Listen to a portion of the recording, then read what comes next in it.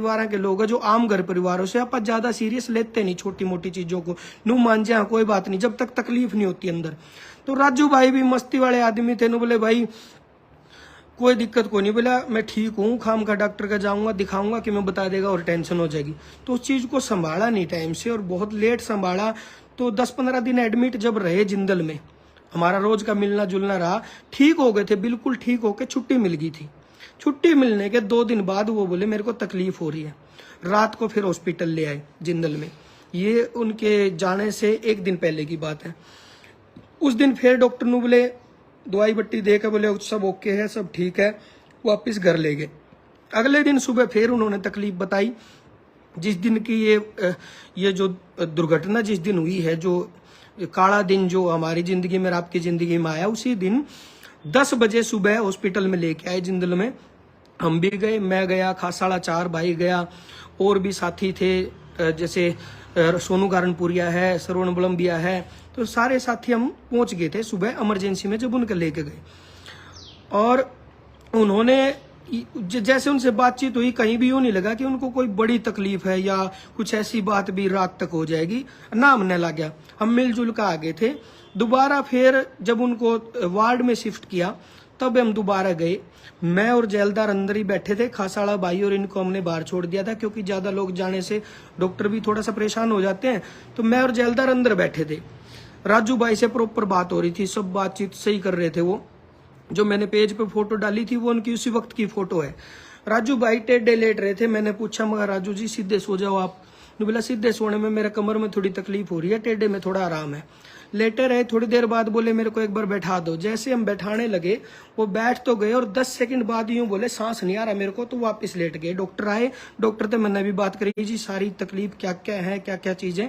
Doctor ने बहुत cooperate किया, अच्छे तरीके से सारी चीज बताई। उसके बाद राजू की मिसेज हमारी भाभी जी वो थोड़ी सी अपसेट हो रही थी, ममता भाभी। तो मैंने सोचा मैं अपनी वाइफ को और बच्चों को उनके घर छोड़ाऊं ताकि वो थोड़ा रिलैक्स हो जाए, आपस में बात करेंगे। मैं बच्चों को छोड़ने राजू भाई के घर गया। जैसे ही उनको उतारने लगा तो इतने में जेलदार भाई का फोन आ गया। वो रो रहा था, बोला सर जल्दी आ जाओ, वेंटिलेशन पे लेने लग रहे हैं। तो वेंटिलेशन पे जब लेने लगे तो राजू भाई ने खुद जेला को बोला है कि जले मैं आज नहीं बचूंगा। उनके ये आखिरी वर्ड यही थे, इसके बाद के कोई वर्ड नहीं थे, बस यही कहा था कि जले मैं आज नहीं बचूंगा। उसके बाद उनको वेंटिलेशन पे ले लिया। वेंटिलेशन पे जाने के बाद वो बहुत सीरियस हो गए थे और हाथ पैर के मूवमेंट भी कम हो गए थे। फिर किसी साथी ने यूं बोला कि वहीं स्टाफ में कोई साथी था, बोला इसमें वेंटिलेशन में एक बड़ा मुद्दा ये रहता है, एक तो थोड़ा बस ब्रेन एक्टिव रह जावे और जो आंखों की पुतलियां है ना ये नहीं ठहरनी चाहिए। तो जो बड़े भाई हैं श्री राम, राजू के ताऊ जी के लड़के, वो गए अंदर। उन्होंने राजू से कुछ बोल के देखा, उन्होंने पलक भी झपकाई है और पुतली भी झपकाई है और उन्होंने इशारा भी किया गर्दन से। मेरा यकीन नहीं है, उसने बाहर आकर बताया बोला सही है, नू एक्टिविटी है। मैं यार मैं जब का खड़ा था जब तक तो हाथ पैर या उंगली कुछ भी नहीं हिल रहा था। फिर मैं खुद देख के आऊंगा जब मेरा यकीन होगा। मैं गया अंदर, राजू पे मैंने पूछा माँ जी, मैंने बोल के देखा माँ सर आपको कोई दर्द तो नहीं है, कोई पेन तो नहीं है? तो राजू ने मेरी तरफ यूं ये आंखें करी और गर्दन ना में हिलाई, पुतली भी हिली थी।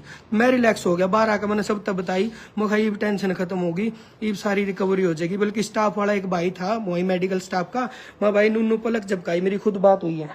तो उन्होंने बोला फिर ठीक है, बोले अगर पलक झपकाई हर बात हुई है तो फिर ज्यादा तकलीफ वाली बात है नहीं।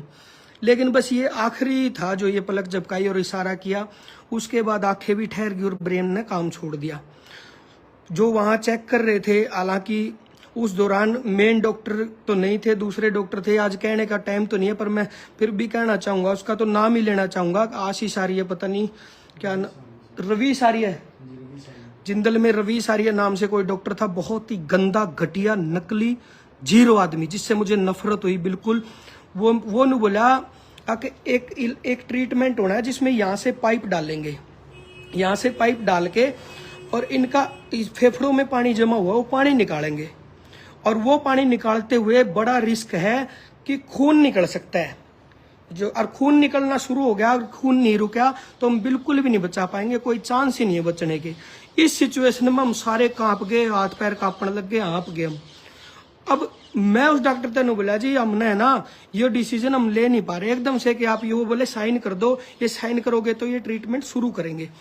माँ जी एक बार इस डिसीजन के लिए हमें टाइम दे दो, हमें 20 मिनट का टाइम दे दो, क्योंकि भाई भाभी भी घर पे हैं और भाई थोड़ा बहुत डिस्कशन हम आपस में भी करांगे, हमने 20 मिनट तो दो।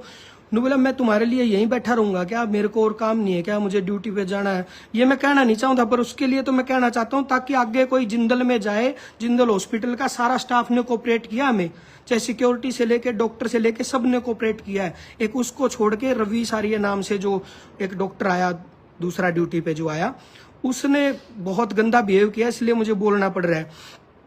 बाकी सब ने जैसे विनोद है सिक्योरिटी में, या फिर वहाँ पे करमवीर जी हैं, या फिर जो उस डॉक्टर स्टाफ में है खुद डॉक्टर विवेक बंसल जी ने बहुत अच्छे से कोऑपरेट किया, और मोनू भाई हैं, काफी लोग हैं जिन्होंने बहुत अच्छे से, जो मेन डॉक्टर विवेक बंसल है उन्होंने बहुत अच्छे से समझा था दिन में जब शाम को दिक्कत हुई थी।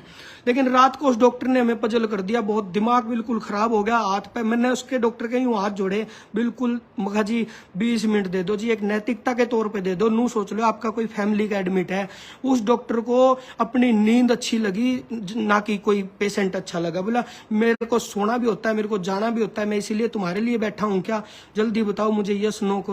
मैं बोला जी उनकी वाइफ को तो बुला लूं, भाभी को तो बुला लूं, उनसे तो पूछ के करेंगे। बोला वो कोई साइंस जानती है क्या करोगे उसको बुला के। इतना गंदा भी है। मैं हाथ जोड़ के अपील करता हूँ कभी जिंदल में जाओ तो इस रवि सारी ऐसे बच्चियों सारे, इसके लिए मैं खुला कह रहा हूँ। और भाई उसके बाद क्या हुआ, फिर तो कोई रिएक्ट आना बंद ही हो गया बॉडी से। फिर तो हम सारे जने कोई कितने जाकर रोए, कोई कितने जाकर रो, सारे दुखी हो गए। डॉक्टर जो देख रहे थे वो विनू भाई के एक दोस्त थे, उसने हिंट दे दिया था, बोला भाई 99% तो अब चांस नहीं है, कोई 1% कोई चमत्कार हो जाए तो हो जाए। उस चमत्कार की बात हम देखे गए। उस टाइम मारता जिसने जो बताया, एक वहाँ कोई बहन थी जिसकी मम्मी एडमिट थी, नु बोली भाई चीनी उबार दो, वो कर दो, जो आस्तिक नास्तिक सारी चीज मानी हमने, जबकि मैं खुद ज्यादा इन चीजों को मानता नहीं था। लेकिन एक बस दिल में डर बैठ गया कि किसी भी तरीके से बच जाओ, कुकरे भी बच जाओ। तो हमने वो चीनी भी उबारी। फिर सिक्योरिटी वाले एक अंकल थे, बहुत अच्छे थे, मेरे को नाम नहीं पता उनका।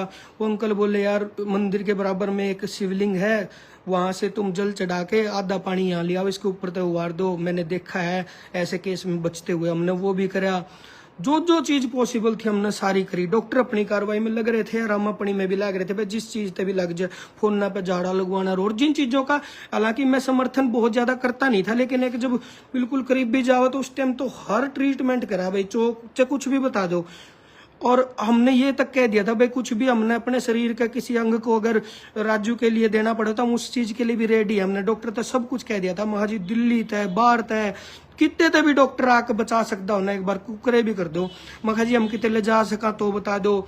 मैंने दिल्ली भी बात की, BL कपूर में बात की, डॉक्टर डबास हैं बहुत अच्छे हैं, उनसे बात की जी, मखा दिल्ली ले आ सका। हाँ एक और दोस्त है गोविंद भाई ने बात कराई एक डॉक्टर से, उनसे भी बात की। मखा जी एक बार दिल्ली ले जान जुकर है या कहीं ले जान जुकर हो तो बता दो। वो बोले भाई वेंटिलेशन हटाते ही नीचे तक का भी रिस्क है भाई, नीचे तक भी तुम ले जाओगे तो फिर हमारे पास ऑप्शन से खत्म हो गए। फिर तो बस हाथ जोड़े और भगवान तक प्रार्थना करी कि किसी भी तरीके से राजू को बचा दो। फिर लगभग 1 बजे के आसपास डॉक्टर जो है देख रहे थे, उनने कह दिया भाई लेडीज को घर भेज दो, अगर लेडीज आई हुई है तो। उस टाइम मारा फिर हो गया मखाई, तो बिल्कुल ही चांस खत्म ही हो चुके हैं। जब डॉक्टर ने इतनी बात कह दी, क्लियर तो इंट दिया नहीं पर इशारा सा दे दिया तो मारा हो गया था नू। फिर सब लोग हम दुखी हो गए, हमारे पास कोई ऑप्शन नहीं बचा। फिर तो थोड़ा थोड़ा मैसेज देना शुरू किया, बस भाभी को नहीं बताया और जो यार दोस्त थे उनको सबको हमने थोड़ा थोड़ा बताया। सुबह 5 पता नहीं 4:30 बजे के आसपास उन्होंने क्लियर कर दिया, फिर वेंट वगैरह हटा दिए। फिर तो सारे सुन्न हो गए, हम सब रोने लग गए, वहाँ सब बुरी तरह रोने लग गए। सारे दोस्त राजू के वहाँ पे मौजूद थे। तो ये थे